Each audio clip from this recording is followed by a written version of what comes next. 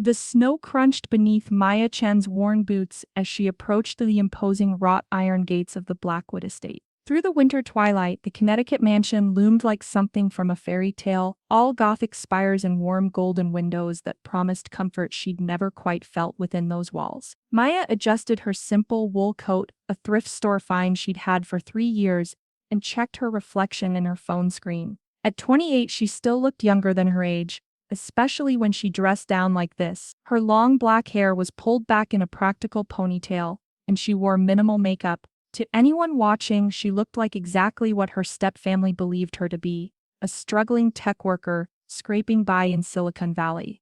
If only they knew. The acquisition papers burning a hole in her laptop bag told a different story, but those would remain sealed until the legal team gave final approval. For now, Maya was content to let them see what they expected to see. Her mother, Linda, rushed down the marble steps. Her designer dress and perfect blonde highlights a stark contrast to the woman who used to cut coupons at their kitchen table. "I'm so glad you made it, sweetheart." The hug felt genuine, but Maya caught the slight tension in her mother's shoulders. After 12 years of marriage to Richard Blackwood, Linda had learned to navigate the complex social dynamics of her new family with careful precision. "Wouldn't miss it, Mom." Maya hefted her modest duffel bag and the carefully wrapped presents she'd spent weeks crafting. Hand-knitted scarves, homemade photo albums, artisanal soaps she'd learned to make during the pandemic. Each gift was thoughtful, personal, and she knew would be politely received and quietly dismissed. Inside, the house sparkled with Christmas excess. A 20-foot tree dominated the foyer, dripping with ornaments that probably cost more than most people's monthly rent. The air smelled of expensive candles and catered hors d'oeuvres. "Maya's here." Brittany Blackwood Morrison emerged from the parlor, her voice carrying that particular tone of false enthusiasm that wealthy people perfected. At 32, Brittany had never worked a day in her life, instead channeling her energy into charity galas and social media influence. Her red dress probably cost more than Maya's entire wardrobe. Behind her came Marcus, Richard's 35-year-old son, with his perfectly coiffed wife Jessica. Marcus had parlayed his Yale law degree and father's connections into a comfortable corporate position where he specialized in looking important during meetings. "Look what I got you." Brittany thrust an elegantly wrapped box into Maya's hands. Inside, Maya found a generic luxury candle set, the kind of gift one bought in bulk for acquaintances. The price tag was still attached, $200. Maya handed over her own gift, watching Brittany's smile falter slightly at the obviously homemade wrapping paper. The evening followed its predictable rhythm. Richard held court in his study, regaling anyone who would listen with stories of his latest real estate conquest. The step-siblings clustered together, their conversation peppered with references to ski trips to Aspen and shopping excursions to Paris. Maya's mother flitted between groups, playing the perfect hostess while carefully avoiding any topic that might highlight the growing divide between her old life and new one. Maya settled into her familiar role,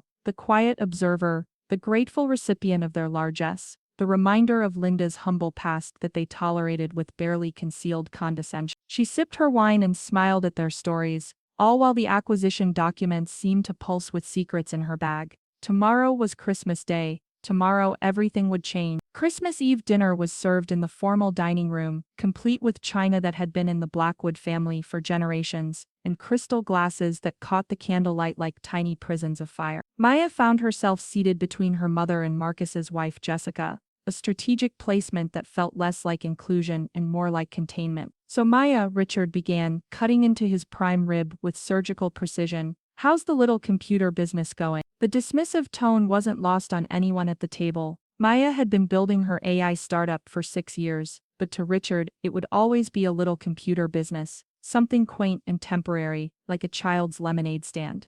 "It's going well, thank you for asking." Maya kept her voice steady, though she caught the meaningful glances exchanged between Brittany and Marcus. Well enough to finally move out of that shoebox apartment. Brittany's laugh was musical and sharp. "I saw the photos you posted last year. Honey, that kitchen is smaller than my walk-in closet. The rent is reasonable, and it's close to work." Reasonable. Marcus repeated the word like it tasted bitter. "You know, Maya, there's no shame in asking for help. Family helps family." Jessica nodded enthusiastically. "Absolute. When I was between modeling gigs, Marcus supported me completely. It's what partners do." "I'm not between anything," Maya said quietly. "My company is doing fine, The conversation might have ended there, but Maya noticed something that made her stomach clench. Brittany and Marcus were sharing looks, not the casual glances of siblings, but the coordinated expressions of people executing a plan. Actually, Brittany set down her wine glass with deliberate care. We wanted to talk to you about something. We've all been concerned.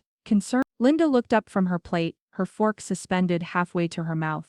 Marcus leaned forward, his expression a practiced mask of brotherly concern. Maya, we know you're too proud to ask for help, but we've been talking, and we think you might be in over your head financially. What are you talking about? The words came out sharper than Maya intended. The signs are all there, Jessica chimed in, her voice dripping with false sympathy. The same clothes every time we see you, the homemade gifts, living in that tiny apartment at your age. And Mom mentioned you've been working ridiculous hours lately. Working hard isn't a sign of financial distress. Maya interrupted, but Brittany was already pulling out her phone. We did some research, Brittany said, scrolling through what looked like screenshots. Your company TechFlow Solutions, right? According to public records, it's barely breaking even. Most startups fail within the first 5 years, and you're at 6. Maya's blood ran cold. They had been investigating her company, but they'd only found the surface information, the carefully maintained public records that showed a modest, stable business. They had no idea about the proprietary AI algorithms,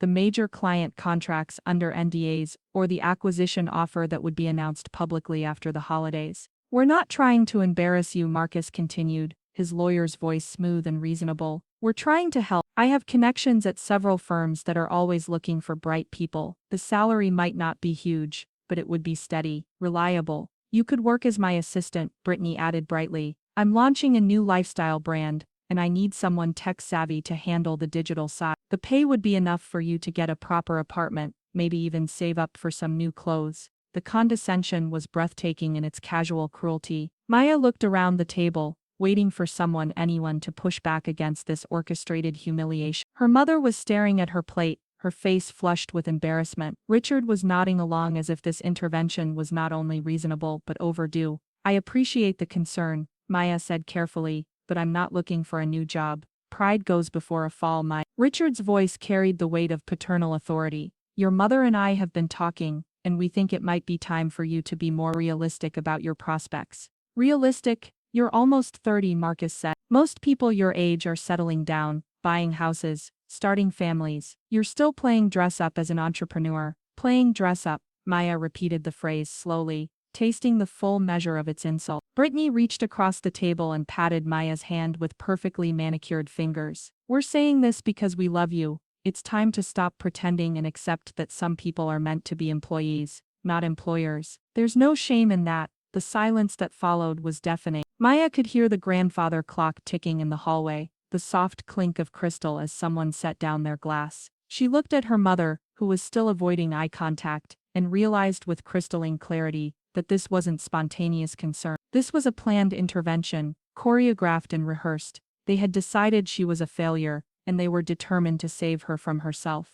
I think, Maya said, standing slowly from her chair. I need some air. Maya, wait, Linda started, but Maya was already walking away. As she climbed the stairs to her childhood bedroom, she could hear them resuming their conversation, their voices carrying a tone of satisfied accomplishment. They had done their good deed, they had put the deluded girl in her place. Maya closed her bedroom door and leaned against it, her heart pounding with a mixture of hurt and rage. Then she pulled out her phone and scrolled to a text message from her business partner that had arrived during dinner. Contracts are ready. Legal team cleared us for signature. Congratulations, Maya. You're about to become very, very rich. Maya's childhood bedroom looked exactly as she'd left it 12 years ago. Pale blue walls covered with computer science awards and robotics team photos. A desk where she'd coded her first programs on an ancient laptop. The irony wasn't lost on her that she was planning the biggest moment of her life in a room that her stepfamily saw as evidence of her arrested development. She sat on the narrow bed and opened her laptop, the familiar glow illuminating her face as she pulled up encrypted files. The numbers still seemed surreal, even after months of negotiations. TechFlow Solutions, her little computer business, was being acquired by Nexus Technologies for $2.8 billion. Her share, after taxes and her business partner's cut. Maya stared at the figure, remembering every late night, every failed pitch, every condescending investor meeting where men in expensive suits had dismissed her ideas. She thought of the times she'd lived on ramen noodles to save money for server costs, the Christmas bonuses she'd skipped to pay her small team, the social events she'd missed because she was debugging code at. Her phone buzzed with another message from David, her co-founder. Media embargo lifts December 26. Stock markets closed for Christmas, but this is going to be huge. How does it feel to be a billionaire? Maya smiled for the first time all evening and typed back, "Ask me tomorrow." The sounds of laughter drifted up from downstairs. Her step-family was probably toasting their successful intervention. Maya could picture them congratulating themselves on their tough love, already planning how they'd manage her transition into a more suitable career. She opened her banking app and confirmed what she already knew. The bridge loan she'd taken against the acquisition had already been processed. Her checking account, which had shown a modest $50,000 that morning, now displayed a balance that would make most people dizzy. Maya pulled up her contacts and began making calls. "Harrison, it's Maya Chen. I know it's Christmas Eve, but I need a favor." Harrison Webb had been her client before becoming her friend, a luxury concierge service that catered to Silicon Valley's newly wealthy. "I need a private jet charter for tomorrow afternoon, departing from Danbury Airport. Something impressive. Money is no object." "Maya, are you sure? A last-minute Christmas Day charter is going to cost, I'm sure. And Harrison, I need you to personally handle the arrangement. I want this to be memorable." The next call was to her real estate agent in California. "Janet, I know this is crazy, but is the Patterson estate still available? The $15 million one in Atherton? I want to make an offer, full asking price, cash, close by New Year's."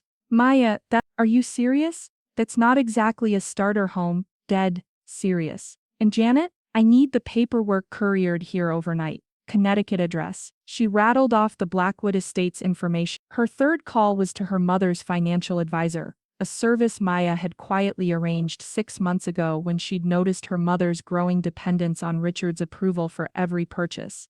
"Mr. Rodriguez, the trust fund we discussed for Linda Chen Black, I'd like to activate it tomorrow. The full amount." The calls continued. A car service, a specific wine she wanted delivered to the house, a donation to the children's hospital that had treated her father during his final illness, a donation large enough to name a win. As she worked, Maya felt the familiar calm that came with executing a complex plan. This was what she did best, seeing all the variables, anticipating the reactions, orchestrating the perfect outcome. Her laptop chimed with an encrypted message from her legal team. The acquisition documents were ready for her digital signature. One click would make her one of the youngest female billionaires in tech history. But not yet. Tomorrow, in front of the people who had just finished explaining why she was a failure, she would sign the papers that proved them spectacularly wrong. Maya pulled up one final contact, a private investigator she'd used for corporate due diligence. "I need information about the Blackwood family's current financial situation, specifically any mortgages, liens, or debt obligations on their Connecticut estate." The answer came back within an hour, along with a series of documents that made Maya's smile wide. Richard Blackwood, for all his bluster about successful real estate ventures, was leveraged to the hilt. The family estate had been refinanced twice in the past 3 years, and the mortgage was currently held by a consortium of private investors. Maya made one more call. "I'd like to buy a mortgage," she told the investment firm's night broker. "I'll pay 20% over market value for immediate transfer of ownership." By midnight, Maya Chen owned the deed to the house where her step-family had just finished explaining why she needed their help. She closed her laptop and looked around the room one last time. Tomorrow she would walk downstairs as the same modest, struggling entrepreneur they'd dismissed tonight. But before Christmas Day ended, they would learn that the greatest mistake they'd made wasn't underestimating her success. It was choosing cruelty over kindness when they thought she had nothing to lose. Christmas morning dawned crisp and clear, with fresh snow blanketing the estate's manicured grounds. Maya woke early, showered, and dressed in the same modest clothes she'd worn the night before: jeans, a simple sweater, and her worn boots. She wanted to look exactly like the person they'd dismissed 12 hours ago. Downstairs, the family was gathered around the massive Christmas tree, sipping coffee from delicate china cups and exchanging gifts with the practiced enthusiasm of people who had everything they wanted. Maya accepted her presents with appropriate gratitude: a generic spa gift certificate from Brittany,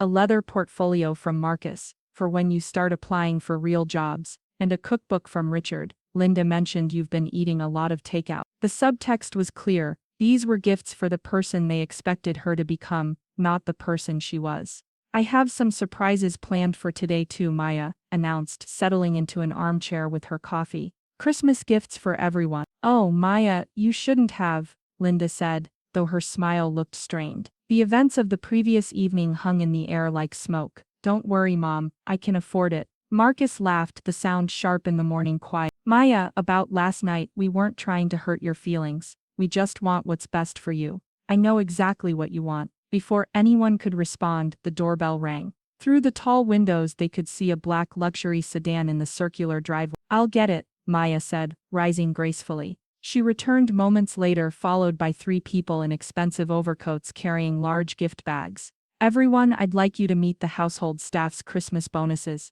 Maya announced. Patricia, Miguel and Anna have been taking care of this house for years, and I thought they deserved something special. She handed each staff member an envelope, $10,000 each, with my gratitude for all your hard work. Patricia, the head housekeeper, opened her envelope and gasped. Miss Maya, this is too much. No, it's not nearly enough. The family stared in stunned silence as the staff members thanked Maya profusely and returned to their duties. $10,000 each. $30,000 total was more than some people made in a year. Maya, Richard's voice was carefully controlled. Where did you get $30,000? Oh, that's just the beginning, Maya said, checking her phone. My next surprise should be arriving any moment. As if summoned by her words, another car pulled up the driveway. This time, a woman in a sharp business suit emerged, carrying a leather briefcase. That would be my real estate agent, Maya said casually. I made an offer on a house yesterday, $15 million cash. I thought you might like to see the paperwork. The silence that followed was deafening. Jessica's coffee cup rattled against its saucer as she set it down with shaking hands. 15 million, Brittany's voice cracked. Maya, what kind of credit card limit do you have? This is insane. It's not credit, Maya said, accepting the documents from her agent. It's cash, the Patterson estate in Atherton. I thought it would be a nice investment property. Marcus stood up abruptly, his lawyer instincts kicking in. Maya, I need to stop you right now. Whatever financial situation you think you're in, this is fraud waiting to happen. You can't possibly have access to this kind of money.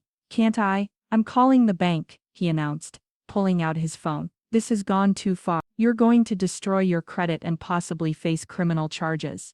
Be my guest, Maya said, settling back into her chair. But you might want to wait for my next surprise first. Another car was pulling up the driveway, this one a sleek black SUV. The driver emerged and approached the house with military precision. That would be my personal concierge, Maya explained as the man entered and handed her a bottle of champagne. Dom Perignon, I thought we might need it for a toast. Maya, stop this right now. Richard's face was flushed red. I don't know what kind of game you're playing, but it ends here. You're embarrassing yourself and worrying your mother. Am I embarrassing myself? Or are you starting to realize that you don't know me at all? The concierge leaned down and whispered something in Maya's ear. She nodded and smiled. Excellent timing, she said. Everyone, I think we should step outside for my final surprise. We're not going anywhere until you explain what's happening, Marcus declared, but his voice lacked its usual authority. The confident man who had offered Maya a secretary position was beginning to look uncertain. The explanation is coming, Maya promised. But first, let's get some fresh air. Trust me, you'll want to see this. Reluctantly, the family began moving toward the door. Linda caught Maya's arm as they walked. Sweetheart, what's happening? How do you have this kind of money? Maya looked at her mother, really looked at her, and saw not the woman who had failed to defend her last night, but the woman who had worked double shifts to pay for Maya's computer camps, who had sacrificed her own dreams to support her daughter's ambition. You'll understand in a few minutes, Mom, and I promise, everything is going to be okay. Outside, the family gathered on the front steps, their breath forming small clouds in the cold air. The ground stretched out before them, pristine and peaceful under the winter sun. Then they heard it, the distant sound of an aircraft engine. What is that? Jessica asked, shading her eyes as she looked up at the clear blue sky. Maya smiled, the expression serene and satisfied. That, Jessica, is the sound of my ride home. The private jet appeared like a silver arrow against the blue sky, its sleek form banking gracefully as it approached the estate. The Blackwood property had a small airstrip, a relic from Richard's more prosperous days that he'd mentioned in passing years ago. Maya had done her research. The Gulfstream G650 touched down with barely a whisper, its engines winding down as it taxied toward the house. Through the cockpit windows they could see the pilot adjusting his headset. "That's landing on our property," Richard said, his voice hollow with disbelief. "Actually," Maya said, pulling a folded document from her pocket, "it's landing on my property. I bought your mortgage last night. Technically, I own this estate as of 6 a.m. this morning." The words hit them like physical blows. Brittany stumbled backward, catching herself against a stone pillar. Marcus's face went white, then red, then white again. "That's impossible," he whispered. The jet's door opened and steps folded down automatically. A man in a pilot's uniform emerged, followed by a woman in an expensive business suit carrying what looked like legal documents and a bottle of champagne. "Miss Chen," the pilot called out, approaching with military bearing. "Captain Rodriguez, at your service. The aircraft is fueled and ready for departure whenever you are." "Thank you, Captain. I'd like to introduce you to my family. This is my mother, Linda, and these are my step-siblings, Brittany and Marcus, along with Richard and Jessica." The pilot nodded politely. "Pleasure to meet you all. Beautiful estate you have here." "It's actually Maya's estate now," the woman in the business suit said, extending her hand to Richard. "Sarah Kim, from Goldman Sachs Private Wealth Management. I have some documents that might interest you, Mr. Blackwood." She opened her briefcase and pulled out a thick folder. "Miss Chen asked me to prepare a summary of her current financial position for the family. I have to say, in 20 years of wealth management, I've rarely seen such impressive numbers for someone so young." "Numbers?" Brittany's voice was barely a whisper. Sarah smiled professionally. "Perhaps Miss Chen would like to share the news herself." Maya pulled out her phone and opened her banking app, the screen reflecting the morning sunlight. "As of 8 a.m. this morning, when I signed the acquisition documents," she turned the phone so they could all see the balance. "My net worth is approximately $1.2 billion. The silence stretched so long that Maya could hear birds singing in the distant trees. "Billion?" Marcus finally managed. "With a TechFlow Solutions, my little computer business, was acquired by Nexus Technologies for $2.8 billion. After taxes and my business partner's share, I walked away with $1.2 billion. The deal was finalized this morning." Richard sank onto the stone steps, his face gray. "But, the research Brittany showed us, your company was barely breaking even." "You saw what I wanted you to see," Maya said gently. "Public filings for a private company don't tell the whole story. We had proprietary AI algorithms under development, major client contracts protected by NDAs, and acquisition offers that couldn't be disclosed until legal approval." She gestured toward the jet. "This is my Christmas present to myself. The Gulfstream G650 $70 million purchased this morning." Jessica made a small choking sound. "But that's not all," Maya continued, her voice growing stronger. "I've also made some charitable donations in the family's name. $50 million to the Children's Hospital of Connecticut. They're naming the new pediatric wing after my father. $25 million to educational programs for underprivileged kids in tech. Another $10 million to veterans services." Sarah handed Maya another document. "And there's this." Maya unfolded the paper, scanning it quickly. "It seems Richard's real estate empire has been struggling more than anyone realized. I've been quietly buying up the debt on several of his properties over the past 6 months. Not to hurt anyone," she added quickly, seeing the panic in their eyes, "but I've been the anonymous investor keeping Blackwood properties afloat." You've been..." Richard couldn't finish the sentence. "Supporting the family, yes. The same family that spent last evening explaining why I was a failure who needed saving." Brittany suddenly lurched forward, her designer heels clicking on the stone. "Maya, I'm so sorry. We didn't know, we never meant." "You meant exactly what you said," Maya interrupted, her voice calm but firm. "You saw someone you thought was struggling, and instead of offering genuine support, you chose mockery. Instead of asking how you could help, you decided to tear me down to build yourselves up." Marcus stepped forward, his lawyer's brain clearly racing. "Maya, we can make this right. Investment opportunities, partnerships." "Stop." The single word cut through his desperation like a blade. Just stop. Maya turned to her mother, who had been standing in stunned silence throughout the revelations. Mom, I have something for you too. She handed Linda an envelope. It's a trust fund, enough to ensure you never have to depend on anyone again. The house in Malibu we looked at last year. I bought it. It's yours, free and clear whenever you want it. Linda opened the envelope with trembling hands, tears streaming down her face. Maya, I should have defended you last night. I should have. You were protecting yourself, Maya said softly. I understand, but you don't have to anymore. She turned back to the group, her expression serene. I'm flying back to California this afternoon. Sarah has prepared some documents that transfer the ownership of this estate back to Richard. Call it a Christmas gift. But there are conditions. Conditions? Richard's voice was hoarse.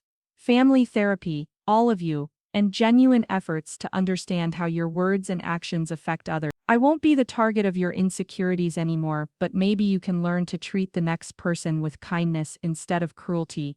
Maya walked toward the jet, then turned back one final time. Oh, and Marcus, that job you offered me as your secretary, I'm going to. But I hope someday you understand that the biggest failure isn't struggling financially, it's failing to see the worth in other people. The jet engines began their startup sequence, a low whine that built to a powerful roar. Maya paused at the bottom of the aircraft step. Merry Christmas, everyone. I hope next year we can celebrate as a real family. Maya climbed the aircraft steps with the same quiet dignity she'd maintained throughout the morning's revelations. At the top she turned and waved once, not triumphant, not mocking, just a simple goodbye. The jet door sealed with a soft pneumatic hiss, and within minutes the Gulf Stream was taxiing toward the runway. On the ground the Blackwood family stood frozen in tableau, watching their assumptions literally fly away. Richard still sat on the stone steps, the estate ownership documents scattered around him like fallen leaves. Brittany had sunk onto a garden bench, her perfect makeup streaked with tears. Marcus paced in tight circles, his phone pressed to his ear, as he frantically called contacts who might help him understand what had just happened. Jessica was the first to break the silence. She bought this house. She bought our house. She gave it back, Linda said quietly, clutching the trust fund documents to her chest. She could have kept it, but she gave it back. With conditions, Marcus snapped, ending his call. Family therapy, like we're the ones with problems. The question came from Richard, his voice barely audible. Our son just spent Christmas Eve explaining to a billionaire why she was a failure. Our daughter mocked a woman who donated $50 million to charity this morning. What exactly would you call that? Brittany looked up from her bench, mascara painting dark tracks down her cheeks. We didn't know. We didn't want to know, Richard interrupted. Maya's been quiet about her success for years. We could have asked about her work, shown genuine interest, treated her like family instead of a charity case. Instead, we saw what we wanted to see, someone we could feel superior to. Linda folded the trust fund papers carefully, her hands steady despite her tears. She's been supporting us. All those times Richard's deals fell through, and mysteriously the financing came through at the last minute. The anonymous investor, Richard whispered. God, we've been living off her money while talking about how she needed our help. Marcus stopped pacing. We have to fix this. There has to be a way. The way is exactly what she said, Linda said firmly. Therapy, learning to be better people, and hoping that someday she'll trust us enough to be part of this family again. 3 months later, Linda Chen Blackwood stood on the deck of her new Malibu home, watching the sunset paint the Pacific in shades of gold and crimson. The house was everything she'd dreamed of, but never dared hope for. Modern but warm, spacious but cozy, with floor-to-ceiling windows that brought the ocean inside. Maya was visiting for the weekend, as she'd done every month since Christmas. The initial awkwardness had faded into something that felt like genuine friendship. They cooked together, walked on the beach, and talked about everything except the family they'd left behind in Connecticut. How are the therapy sessions going? Maya asked, settling into the chair beside her mother with 2 cups of tea. Better than expected, Linda admitted. Richard's actually engaging with the process. He's starting to understand how his need to be the provider, the patriarch, made him dismiss anyone he saw as dependent, including me, sometimes. And the others? Brittany's the biggest surprise. Turns out a lot of her behavior came from feeling useless. All that money and privilege, but no real purpose. She started volunteering at a literacy program, says she wants to do something that matters. Maya smiled. And Marcus? Still Marcus? Linda laughed. But he's trying. He asked the therapist to help him understand why he needs to diminish other people's achievements to feel good about himself. It's progress. They sat in comfortable silence, watching pelicans skim the wave. Maya had changed too, Linda noticed. Success suited her, but more than that, standing up for herself had given her a confidence that went beyond money. She carried herself differently now, not defensive or apologetic but simply present. I got a call from Richard yesterday, Maya said eventually. Linda tensed. Oh, he wanted to thank me for the anonymous donation to his veterans program. Apparently he's been working with homeless vets for the past 2 months, started right after Christmas. He said it was helping him understand what real struggle looks like. Are you thinking about visiting? Maya considered the question. Maybe, for Easter perhaps, if the therapy continues and if they can show me that the changes are real not just guilt-motivated, and if they can, then I'll have my family right here, Maya said, squeezing her mother's hand. The family that matters, the people who choose to love and support each other, not because they have to, but because they want to. Linda squeezed back, remembering the woman who had worked double shifts to buy Maya her first computer, who had believed in her daughter's dreams even when she didn't understand them. That woman had gotten lost somewhere in designer clothes and social expectations, but she was finding her way back.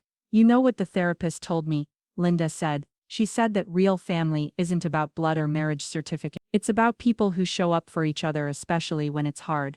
Maya smiled, thinking of her business partner David, who'd sent her a photo of his newborn daughter that morning with a note. Her college fund thanks you for the acquisition. She thought of her employees, who'd shared in the company's success through generous stock options. She thought of the children at the hospital whose treatments would be funded by her father's memorial wing. I think she's right, Maya said. Family is who you choose, and who chooses you back. As the sun dipped below the horizon, painting the sky in brilliant oranges and purples, Maya Chen felt something she hadn't experienced in years, the deep satisfaction of knowing exactly who she was, and exactly where she belonged. Not in a mansion in Connecticut, where her worth was measured by others' standards, but here in a home built on mutual respect and genuine love. The best revenge she had learned wasn't proving them wrong about her success, it was proving them wrong about what mattered. And in the end, what mattered wasn't the billion-dollar acquisition, or the private jet, or even the moment of triumph on Christmas morning.